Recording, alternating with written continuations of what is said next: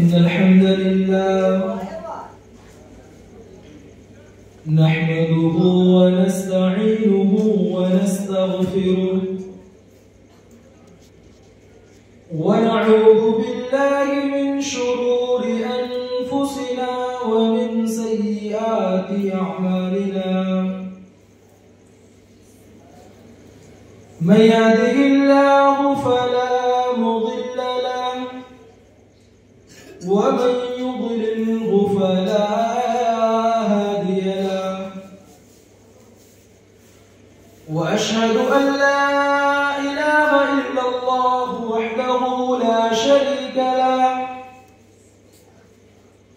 وأشهد أن محمدا عبده ورسوله أما بعد أعوذ بالله من الشيطان الرجيم بسم الله الرحمن الرحيم يا أيها الذين آمنوا اتقوا الله حق تقاته ولا تموتن إلا وأنتم مسلمون يا أيها الناس اتقوا ربكم الذي خلقكم من نفس واحدة وخلق منها زوجها وبث منهما رجالا كثيرا ونساء واتقوا الله الذي تساءلون به والأرحام إن الله كان عليكم رقيبا يا أيها الذين آمنوا اتقوا الله وقولوا قولا سديدا يصلح لكم أعمالكم ويغفر لكم ذنوبكم ومن يطع الله ورسوله فقد فاز فوزا عظيما أما بعد فإن خير الحديث كتاب الله وخير الهدي هدي محمد صلى الله عليه وسلم وشر الأمور محدثاتها وكل محدثة بدعة وكل بدعة ضلالة وكل ضلالة في النار أعوذ بالله من الشيطان الرجيم بسم الله الرحمن الرحيم وإذا بشر أحدهم بالأنثى ظل وجهه مسودا وهو كظيم محترم وموقر علماء الكرام सामने बैठे हुए दीनी भाइयों बुजुर्गों नौजवान साथियों और अजीज बच्चों तमाम किस्म की तारीफ व तौसीफ उस अल्लाह वहदहू ला शरीक खालिक़े कायनात मालिके अर्ज़ व समा के लिए है। बादहू दरूद व सलाम की डालियां निछावर हों तमाम के तमाम नबियों पर, खुसूसन बिलखुसूस हमारे और आपके आखिरी नबी जनाब मोहम्मद आरबी मुस्तफ़ा सल्लल्लाहु अलैहि वसल्लम पर। मुहतरम सामईन, मुझे जो मौजू मिला है वो है इस्लाम में औरत का मकाम और पर्दा। आइए सबसे पहले ये जानने की कोशिश करते हैं कि एक औरत का मकाम ज़माने जाहिलियत के अंदर कितना था और जब इस्लाम आया तब एक औरत का मकाम क्या था। इमाम बगवी रहमतुल्लाहि अलैह फरमाते हैं کہ عرب کے اندر یہ رواج تھا کہ جب کسی کے یہاں کوئی بچی پیدا ہوتی، جب کسی کے یہاں کوئی بیٹی پیدا ہوتی، تو عرب کے لوگ کیا کرتے تھے؟ اسے زندہ درگور کر دیتے تھے، اسے زندہ مٹی کے نیچے دفن کر دیا کرتے تھے، جیسا کہ اللہ تبارک و تعالی نے اس کا نقشہ قرآن مقدس کے اندر کھینچا ہے۔ وَإِذَا بُشِّرَ أَحَدُهُم بِالْأُنثَىٰ ظَلَّ وَجْهُهُ مُسْوَدًّا وَهُوَ كَظِيمٌ، کہ جب ان میں سے کسی کو لڑکی کی خوشخبری دی جاتی، بیٹی کی پیدائش کی خوشخبری دی جاتی، تو اللہ رب العالمین نے کیا کہا؟ ظَلَّ وَجْهُهُ مُسْوَدًّا وَهُوَ كَظِيمٌ، اس کا چہرہ سیاہ ہو جاتا، کالا ہو جاتا، یتوارا من القوم من سوء ما بشر به، اور قوم سے، لوگوں سے اس بیٹی کی پیدائش کی وجہ سے، اس بیٹی کی وجہ سے لوگوں سے منہ چھپائے پھرتا، ایمسکہ علی ہون ام یدسہ فی التراب، اور وہ یہ سوچتے رہتا کہ اس بیٹی کو ذلت کے ساتھ، رسوائی کے ساتھ، معاشرے کے طعنے کے ساتھ اس کو اپنے پاس رکھ لے، ام یدسہ فی التراب، یا مٹی کے اندر زندہ درگور کر دے۔ یہ ایک عورت کا مقام تھا زمانے جاہلیت کے اندر، اور اللہ کے نبی پہ جناب محمد رسول اللہ صلی اللہ علیہ وسلم فرماتے ہیں ان اللہ حرم علیکم حقوق الامہات وبعد البنات، اللہ رب العالمین نے تم پر ماؤں کی نافرمانی، والدین کی نافرمانی کو حرام قرار دیا ہے، اور آگے اللہ کے نبی فرماتے ہیں وبعد البنات، بیٹیوں کو زندہ درگور کرنا، بیٹیوں کو زندہ مارنا، یہ بھی اللہ رب العالمین نے تم پر حرام قرار دیا ہے۔ میرے بھائیوں، لیکن جب اسلام آیا تو وہی عورت جو کل تک ایک حقیر مخلوق سمجھی جاتی تھی، وہی عورت جس کی پیدائش کو رسوائی سمجھی جاتی تھی، جس کو زندہ درگور کر دیا جاتا تھا، لیکن وہی عورت جب اسلام آیا تو اسلام نے اس کو بلند مقام عطا کیا ہے۔ میرے بھائیوں، اگر یہی عورت اگر بیٹی ہو تو اسے رحمت کہا گیا ہے۔ پیارے نبی جناب محمد رسول اللہ صلی اللہ علیہ وسلم فرماتے ہیں من ابتلی من هذه البنات بشيء فاحسن اليهن له سترا من النار، جس شخص کو ان بیٹیوں کی وجہ سے، ان بچیوں کی وجہ سے آزمائش میں ڈالا جاتا ہے، ان کا امتحان لیا جاتا ہے، ان کی پرورش صحیح طریقے سے نہیں کر پاتے، ان کی تعلیم و تربیت کا اہتمام صحیح انداز سے نہیں کر پاتے، لیکن اس کے باوجود وہ صبر کرتا ہے، صبر کا دامن مضبوطی سے تھامے رہتا ہے، فَأَحْسَنَ إِلَيْهِنَّ، پیارے نبی نے کیا کہا؟ پیارے نبی نے کہا اس کے باوجود، اس پریشانی، اس مشقت، اس دقت کے باوجود اگر وہ صبر کرتا ہے، ان کے ساتھ حسن سلوک کرتا ہے، كُنَّ لَهُ سِتْرًا مِنَ النَّارِ، پیارے نبی نے کہا یہی بیٹیاں، یہی بچیاں کل قیامت کے دن رب العالمین کے سامنے آپ کو جہنم سے بچائیں گی، جہنم سے پردہ بن جائیں گی، جہنم سے آڑ بن جائیں گی۔ میرے بھائیوں، یہ ایک بیٹی کا مقام ہے، اگر عورت ایک بیٹی ہو تو یہ اس کا مقام ہے۔ اسی طریقے سے پیارے نبی نے ایک اور حدیث کے اندر بیان کیا ہے من عال جاریتین حتی تبلغا جاء یوم القیامت انا وہوا وضم اصابعہ، پیارے نبی نے کہا کہ جو شخص تو بچیوں کی پرورش کرتا ہے، ان کی دیکھ ریکھ کرتا ہے، ان کو ان کی تعلیم و تربیت کا اہتمام کرتا ہے، جب وہی بچی جوان ہو جاتی ہے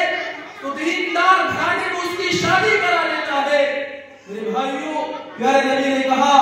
کہ کل قیامت کے دن وہ میرے ساتھ ایسے ہوگا جس طریقے سے یہ دونوں انگلیاں ایک دوسرے سے سٹی ہوئی ہیں،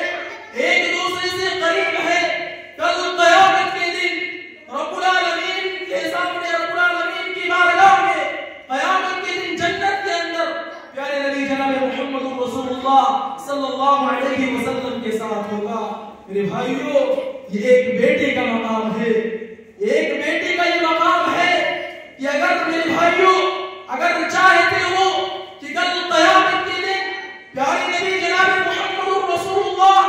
صلی اللہ علیہ وسلم کی معیت نصیب ہو، پیارے نبی کی صحبت نصیب ہو، اگر تم پیارے نبی جناب محمد رسول اللہ کے پاس رہنا چاہتے ہو جنت کے اندر، تو میرے بھائیوں ان بیٹیوں کو، ان بچیوں کو بوجھ نہ سمجھو، بلکہ انہیں رحمت سمجھو، اللہ کی نعمت سمجھو۔ یہ ایک عورت کا مقام ہے کہ اگر ایک عورت بیٹی ہو تو اسلام نے اسے کتنا بلند مقام عطا کیا ہے۔ اسی طریقے سے میرے بھائیوں اگر عورت ماں ہو تب بھی اسلام نے اس کے ساتھ حسن سلوک کی تلقین کی ہے، جیسا کہ اللہ کے پیارے نبی جناب محمد رسول اللہ صلی اللہ علیہ وسلم کی حدیث ہے۔ پیارے نبی سے سوال کیا جاتا ہے، صحابہ کرام پیارے نبی سے سوال کرتے ہیں، من احق الناس بحسن صحابتی، میرے حسن صحبت کا سب سے زیادہ مستحق کون ہے؟ تو پیارے نبی نے کیا کہا؟ امو کا، تمہاری ماں۔ اس صحابی نے پھر پوچھا پھر کون؟ کہا تمہاری ماں۔ یعنی 3 مرتبہ پیارے نبی نے کہا کہ تمہارے حسن صحبت کا اس دنیا کے اندر، اس دھرتی پر اگر کوئی سب سے زیادہ مستحق ہے تو وہ تمہاری ماں ہے۔ 4تھی مرتبہ پیارے نبی نے کہا ابا کا، تمہارا باپ ہے۔ یہ ایک عورت کا مقام ہے میرے بھائیوں، اگر ایک عورت ماں ہو تب بھی اسلام نے اس کے ساتھ اچھا سلوک کرنے کو کہا ہے۔ پیارے نبی جناب محمد رسول اللہ صلی اللہ علیہ وسلم نے احادیث نبویہ کے اندر بھی بیان کیا ہے کہ ان کے ساتھ حسن سلوک کیا جائے۔ اللہ تبارک و تعالی قرآن مقدس کے اندر ارشاد فرماتا ہے، وَوَصَّيْنَا الْإِنسَانَ بِوَالِدَيْهِ حَمَلَتْهُ أُمُّهُ وَهْنًا عَلَى وَهْنٍ وَفِصَالُهُ فِي عَامَيْنِ۔ اللہ رب العالمین فرماتا ہے ہم نے انسانوں کو اس کے والدین کے متعلق اچھے سلوک کی نصیحت کی ہے۔ حَمَلَتْهُ أُمُّهُ وَهْنًا عَلَى وَهْنٍ وَفِصَالُهُ، اس لیے کہ اس کی ماں نے دکھ پر دکھ اٹھا کر اسے حمل میں رکھا، وَحَمْلُهُ وَفِصَالُهُ فِي عَامَيْنِ، اور دودھ چھڑانے میں 2 سال لگ گئے۔ اسی لیے اللہ رب العالمین نے آگے بیان کیا انشکر لی وَلِوَالِدَيْکَ، او لوگو اس لیے میری شکر گزاری کرو اور اپنے والدین کی شکر گزاری کرو۔ وَإِن جَاهَدَاكَ عَلَىٰ أَن تُشْرِكَ بِي مَا لَيْسَ لَكَ بِهِ عِلْمٌ فَلَا تُطِعْهُمَا وَصَاحِبْهُمَا فِي الدُّنْيَا مَعْرُوفًا، اگر یہی والدین تم کو شرک کی دعوت دے، تم کو شرک کی طرف بلائے تو وہاں ان کی بات نہیں ماننی ہے، لیکن دنیا کے اندر ان کے ساتھ حسن سلوک کرنی ہے۔ میرے بھائیوں دنیا کا سب سے بڑا گناہ کیا ہے؟ جانتے ہو دنیا کا سب سے بڑا جرم کیا ہے؟ دنیا کا سب سے بڑا گناہ اللہ کے ساتھ کسی کو شریک کرنا، اللہ کے ساتھ کسی کو شریک کرنا، رب العالمین کی عبادت کرنے کے ساتھ ساتھ غیروں کے سامنے اپنے ماتھے ٹیکنا،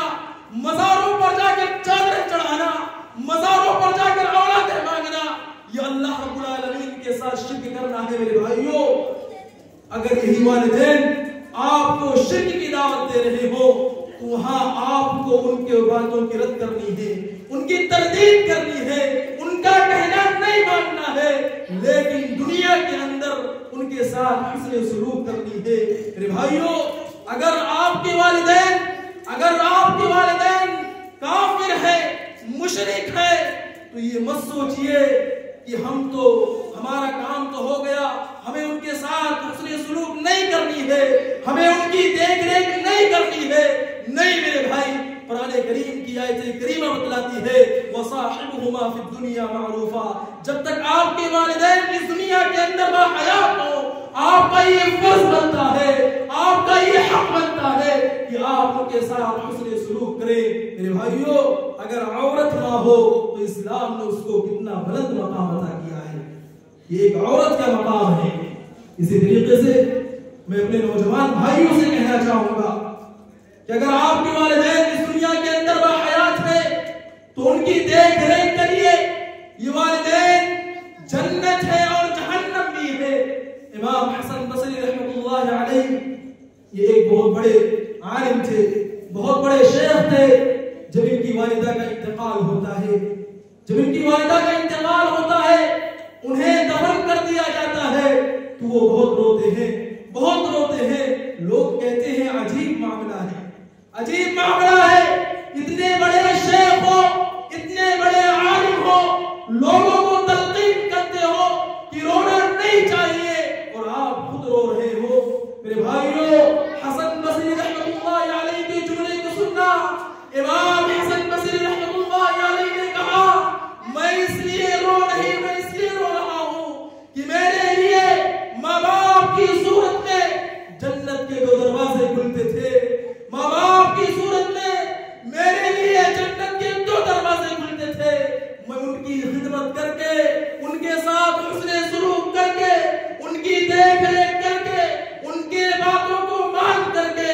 میں جنت حاصل کر سکتا تھا، لیکن آج میرے لیے جنت کا ایک دروازہ بند ہو چکا ہے۔ میں اسی لیے رو رہا ہوں کہ آج میرے لیے جنت کا ایک دروازہ بند ہو چکا ہے۔ میں اس لیے نہیں رو رہا ہوں کہ میری ماں دنیا سے چلی گئی، بلکہ میں اس لیے رو رہا ہوں کہ آج میرے لیے جنت کا ایک دروازہ بند ہو چکا ہے، صرف اور صرف ایک ہی دروازہ باقی بچا ہے، وہ ہے میرے باپ، میرے والد صاحب۔ میرے بھائیو، یہ امام حسن بصری رحمۃ اللہ علیہ ہے، کیا کہتے ہیں کہ ماں باپ کی صورت میں جنت کے 2 دروازے کھلتے تھے، لیکن آج ایک دروازہ جنت کا بند ہو چکا ہے۔ لیکن آج میرے بھائیو، کتنے ایسے نوجوان ہیں جو شادی کے بعد جب وہ نوجوان جوان ہو جاتے ہیں تو اپنے والدین کو نہ جانے کیسے کیسے القاب سے مرتب کرتے ہیں، نہ جانے کیسے کیسے الفاظ کا استعمال کرتے ہیں۔ میرے بھائیو، آپ کا یہ حق بنتا ہے، آپ کا یہ فرض بنتا ہے، جس طریقے سے یہ والدین آپ کو بچپن میں پالا پوسا، اسی طریقے سے جب آپ جوان ہو جائیں اور آپ کے والدین بوڑھے ہو جائیں تو آپ کی خدمت کرنا یہ آپ کا حق بنتا ہے۔ اور ہمیں اور آپ کو چاہیے کہ اپنے والدین کے حق میں دعا کیا کریں، رب ارحمہما کما ربیانی صغیرا۔ ایک نوجوان پیارے نبی جناب محمد رسول اللہ صلی اللہ علیہ وسلم کے پاس آتا ہے،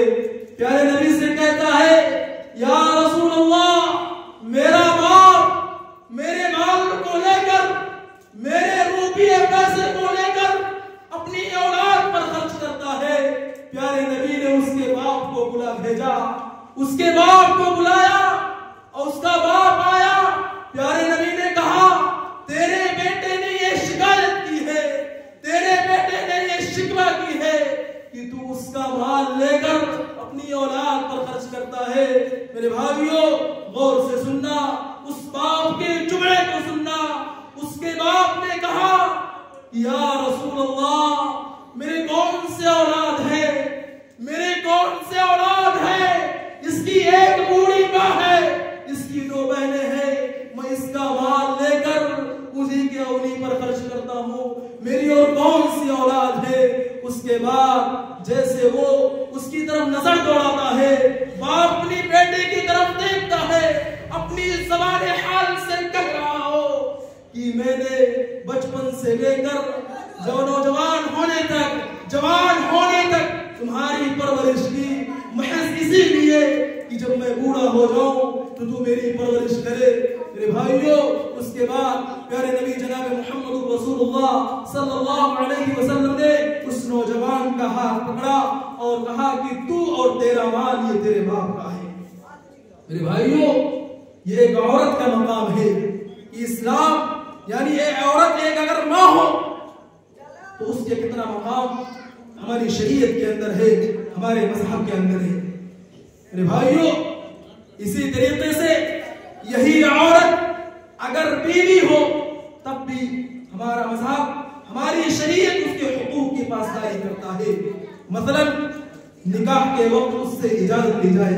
جیسا کہ پیارے نبی جناب محمد رسول اللہ صلی اللہ علیہ وسلم فرماتے ہیں لا تنكح البكر حتى تستعمر ولا تنكح الأئم حتى تستعمر ولا تنكح البكر حتى تستعمر، کہ کسی کنواری لڑکی کا نکاح اس وقت تک نہ کیا جائے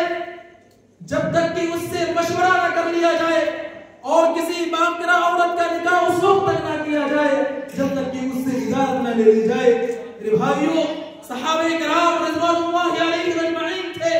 صحابہ کرام نے سوال کیا یا رسول اللہ ایک کنواری لڑکی کی اجازت کیسے ہوگی، اس کی پرمیشن کیسے ہوگی؟ پیارے نبی نے کہا اذنھا سماتھا، اگر آپ اس کی نکاح کے لیے آپ اس سے اجازت طلب کر رہے ہیں، اس کی پرمیشن لے رہے ہیں، اگر وہ خاموش ہے تو اس کی خاموشی ہی اس کی اجازت سمجھی جائے گی۔ میرے بھائیوں، یہ ایک عورت کا مقام ہے۔ اسی طریقے سے پیارے نبی جناب محمد رسول اللہ صلی اللہ علیہ وسلم فرماتے ہیں فاتقوا اللہ فی النساء، پیارے نبی نے کہا کہ تم اللہ رب العالمین سے عورتوں کے سلسلے میں ڈرتے رہنا، فَإِنَّكُمْ أَخَذْتُمُوهُنَّ بِأَمَانِ اللَّهِ، کیونکہ تم نے انہیں اللہ رب العالمین کے امان کے ساتھ لیا ہے، وَاسْتَحْلَلْتُمْ فُرُوجَهُنَّ بِكَلِمَةِ اللَّهِ، نکاح کے ذریعے اللہ رب العالمین کے کلمے کے ذریعے سے تم نے ان کو حلال کیا ہے، اپنے لیے حلال کیا ہے۔ اسی لیے عورتوں کے سلسلے میں محتاط رہنا، عورتوں کے سلسلے میں ڈرتے رہنا۔ میرے بھائیوں، یعنی عورت اگر بیوی ہو تب بھی اسلام اس کے حقوق کی پاسداری کرتا ہے۔ جہاں اسلام نے ایک عورت کو اتنا بلند مقام عطا کیا ہے، وہیں اسلام یہ بھی کہتا ہے کہ جب وہ گھر سے باہر نکلے، جب وہ گھر سے کسی ضرورت کی بنا پر، کسی ضرورت کے تحت گھر سے باہر نکلے، تو اسلام اسے یہ بھی کہتا ہے کہ وہ باپردہ ہو کر پردے کے ساتھ گھر سے باہر نکلے۔ پیارے نبی جناب محمد رسول اللہ صلی اللہ علیہ وسلم کی حدیث بھی ہے ایما امرأة استعطرت فمرت بالقوم لیجدوا ریحها فہی زانیہ، پیارے نبی نے کیا کہا کہ کوئی عورت خوشبودار چیز استعمال کرتی ہو، خوشبو لگا رکھی ہو، فمرت بالقوم، اور وہ لوگوں کے پاس سے گزر جائے، لیجدوا ریحها، تاکہ لوگ اس کی خوشبو کو محسوس کریں، پیارے نبی نے کیا کہا فہی زانیہ، وہ زانیہ ہے۔ میرے بھائیوں، ذرا غور کیجئے، پیارے نبی نے اس حدیث کے اندر یہ نہیں بیان کیا کہ وہ لوگوں کے پاس سے گزر رہی ہے، کچھ دیر کے لیے ٹھہر رہی ہے، لوگوں سے گفتگو کر رہی ہے، لوگوں سے باتیں کر رہی ہے، نہ بات کرنے کی بات کہی ہے، نہ ٹھہرنے کی بات کہی ہے، صرف گزرنے کی بات کہی ہے کہ خوشبودار چیز استعمال کر کے لوگوں کے مجمع سے گزر جائے، لوگوں کی محفل سے گزر جائے، تو ایسی عورت کو پیارے نبی نے کیا کہا فہی زانیہ، وہ بدکار ہے۔ میرے بھائیوں، ذرا سوچئے کہ ہماری ماں اور بہنوں کی کیا حالت ہے، کیا ہم ایک بھائی ہونے کے ناطے اپنی بہنوں کا خیال رکھتے ہیں، اپنی بہنوں کو باپردہ ہو کر ضرورت کے تحت گھروں سے باہر نکلتے ہیں؟ میرے بھائیوں، اس کے سلسلے میں بھی کل قیامت کے دن رب العالمین کی بارگاہ میں سوال ہوگا۔ پیارے نبی کی حدیث ہے کلکم راع وکلکم مسئول عن رعیتہ، کہ تم میں سے ہر شخص ذمہ دار ہے اور اس کی ذمہ داری کے سلسلے میں کل قیامت کے دن رب العالمین سے سوال کیا جائے گا۔ والرجل راع فی اہل بیتہ، آدمی اپنے گھر والوں کا ذمہ دار ہے، وہو مسئول عن رعیتہ، اور اس کی ذمہ داری کے سلسلے میں کل قیامت کے دن رب العالمین کی بارگاہ میں جواب دینا ہوگا۔ اگر آپ ایک بھائی ہیں تو آپ اپنے بھائی ہونے کی ذمہ داری نبھائیے، اگر آپ ایک باپ ہیں تو اپنے باپ ہونے کی ذمہ داری نبھائیے۔ میرے بھائیوں، یہ مت سوچئے کہ کل قیامت کے دن رب العالمین کی بارگاہ میں جھوٹ بول کر بچ جائیں گے، جس طریقے سے دنیا کے اندر ہوتا ہے۔ جہاں جھوٹ کو سچ لکھ دیا جاتا ہے، سچ کو جھوٹ لکھ دیا جاتا ہے، ایسا نہیں ہوگا۔ کل قیامت کا منظر ہوگا جہاں اگر ہم جھوٹ بولیں گے تو اللہ رب العالمین نے قرآن مقدس کے اندر بیان کر دیا ہے الیوم نختم علی افواہہم، اور لوگوں اگر ہم اپنی زبانوں سے جھوٹ بولیں گے، رب العالمین کے سامنے جھوٹ بولیں گے، رب العالمین سے یہ کہیں گے کہ ہم نے اپنا حق ادا کر دیا، ہم نے ایک باپ ہونے کے ناطے اپنی بچیوں کی تعلیم و تربیت کا اہتمام کیا، انہیں باپردہ گھروں کے اندر رکھا، اگر ہم جھوٹ بولیں گے تو میرے بھائیوں ہماری زبان پر مہر لگا دی جائے گی، ہماری زبان پر مہر لگا دی جائے گی،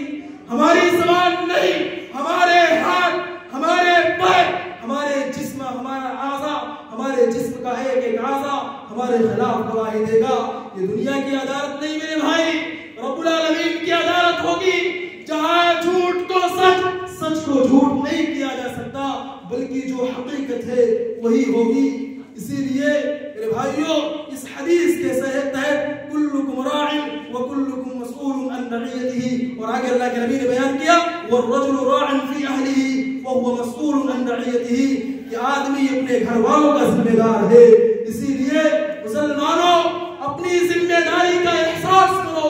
اپنی بہنوں کو، اپنی ماؤں کو، اپنی بیٹیوں کو باپردہ رکھو، اگر ضرورت کے تحت ان کو گھروں سے باہر نکلنا بھی پڑے تو انہیں باپردہ ہو کر نکالیے، ورنہ کل قیامت کے دن رب العالمین کے سامنے کیا جواب دو گے؟ رب العالمین کی عدالت میں کیا جواب دو گے؟ رب العالمین سے کیا کہو گے؟ وہاں تو جھوٹ بول نہیں سکتے، لیکن ہمیں سوال کا تو جواب دینا ہوگا کہ یہ تمہاری بہن تھی، تمہاری بیٹی تھی، تمہارے سامنے باپردہ نہیں، بے پردہ ہو کر گھر سے باہر جا رہی تھی، تم کیا کر رہے تھے؟ تم اپنے بھائی ہونے کا ناطے، تمہیں تمہاری بیٹی تھی، تم نے اس کا خیال کیوں نہیں کیا؟ میرے بھائیوں اس کے سلسلے میں بھی کل قیامت کے دن رب العالمین کے سامنے جواب دینا ہوگا۔ اور اللہ رب العالمین نے قرآن مقدس کے اندر بھی بیان کیا ہے یا ایھا النبی قل لازواجک وبناتک ونساء المؤمنین یدنین علیہن من جلابیبہن ذالک ادنی ان یعرفن فلا یؤذین۔ اللہ رب العالمین نے قرآن مقدس کے اندر بیان کیا یا ایھا النبی قل لازواجک وبناتک، اے نبی آپ اپنی بیویوں سے، اپنی بیٹیوں سے، ونساء المؤمنین اور تمام مومنہ عورتوں سے کہہ دیجئے کہ جب وہ گھروں سے باہر نکلے، کسی ضرورت کے تحت گھر سے باہر جائیں تو اپنے اوپر ایک چادر لٹکا لیا کریں، ذالک ادنی ان یعرفن فلا یؤذین۔ اللہ رب العالمین نے اس کی حکمت یہ بیان کی ہے کہ جب وہ باپردہ ہو کر گھروں سے باہر جائیں گی، باپردہ ہو کر گھروں سے نکلیں گی تو انہیں پہچان لیا جائے گا کہ یہ شریف گھرانوں کی بیٹی ہے، یہ شریف گھرانوں کی بہن ہے، یہ شریف گھرانوں کی ماں ہے۔ اسی لیے کوئی شخص انہیں چھیڑنے کی کوشش نہیں کرے گا، کوئی ان کو ستانے کی کوشش نہیں کرے گا۔ ذالک ادنی ان یعرفن فلا یؤذین، انہیں تکلیف نہیں دیا جائے گا۔ میرے بھائیوں کن سے کہا جا رہا ہے؟ ہمارے اور آپ کے آخری نبی جناب محمد الرسول اللہ صلی اللہ علیہ وسلم کو مخاطب کیا گیا ہے۔ پیارے نبی سے کہا جا رہا ہے کہ اپنی بیویوں سے، اپنی بیٹیوں سے، تمام مسلمان عورتوں سے کہہ دیجئے کہ اگر وہ گھروں سے باہر جب نکل رہی ہو کسی ضرورت کی وجہ سے تو وہ اپنے اوپر چادروں کے ذریعے سے، پہلے زمانے کے اندر چادر ہی کا پردہ ہوا کرتا تھا، آج تو نقاب کا زمانہ آ گیا ہے۔ میرے بھائیوں یعنی کہنے کا مطلب یہ ہے کہ باپردہ ہو کر گھروں سے باہر نکلیں، ورنہ ہمیں اور آپ کو اس کا جواب دینا ہوگا۔ اگر ہماری بہنیں، ہماری بیٹیاں بے پردہ ہو کر جا رہی ہیں تو ہمیں اور آپ کو معلوم ہے کہ اس کے سلسلے میں کل قیامت کے دن رب العالمین کے سامنے جواب دینا ہوگا۔ پیارے نبی جناب محمد رسول اللہ صلی اللہ علیہ وسلم فرماتے ہیں المرأة عورة، عورت کیا ہے؟ چھپانے کی چیز ہے۔ عورت یہ چھپانے کی چیز ہے. فَإِذَا خَرَجَتْ اسْتَشْرَفَهَا الشَّيْطَانُ. یہی عورت جب گھر سے باہر نکلتی ہے تو میرے بھائیوں وہ تنہا نہیں نکلتی ہے. دیکھنے میں تو تنہا جا رہی ہے, بظاہر ہم اور آپ دیکھ رہے ہیں کہ وہ تنہا گھر سے نکل رہی ہے, لیکن پیارے نبی نے کیا کہا؟ فَإِذَا خَرَجَتْ اسْتَشْرَفَهَا الشَّيْطَانُ. اس کے ساتھ دوسرا شیطان ہوتا ہے. وَأَقْرَبُ مَا تَكُونُ مِنْ رَحْمَةِ رَبِّهَا وَهِيَ فِي قَعْرِ بَيْتِهَا. اور پیارے نبی نے یہ بھی بیان کیا کہ ایک عورت سب سے زیادہ رب العالمین کے قریب اس وقت ہوتی ہے جب وہ اپنے گھروں کے اندر ہوتی ہے, جب وہ چار دیواری کے اندر ہوتی ہے. میرے بھائیوں, میری ماؤں اور بہنوں, اگر تم چاہتے ہو کہ اگر تم چاہتے ہو کہ رب العالمین کی قربت نصیب ہو تو گھروں کے اندر رہا کرو. اور اللہ رب العالمین نے قرآن مقدس کے اندر بھی بیان کیا ہے وَقَرْنَ فِي بُيُوتِكُنَّ. وہ گھروں کے اندر ٹھہری رہے, گھروں کے اندر رہے. ایک عورت کی اصل جگہ گھر کی چار دیواری ہے. میرے بھائیوں, کہنے کا مطلب یہ ہے, کہنے کا مقصد یہ ہے کہ اگر ضرورت کے تحت نکلنا پڑے تو با پردہ ہو کر گھروں سے باہر نکلیے. آخر میں اللہ رب العالمین سے دعا ہے کہ ہم تمام لوگوں کو کہنے اور سننے سے زیادہ اس پر عمل کرنے کی توفیق عطا فرما. آمین. وآخر دعوانا الحمد للہ رب العالمین. والسلام علیکم ورحمۃ اللہ وبرکاتہ.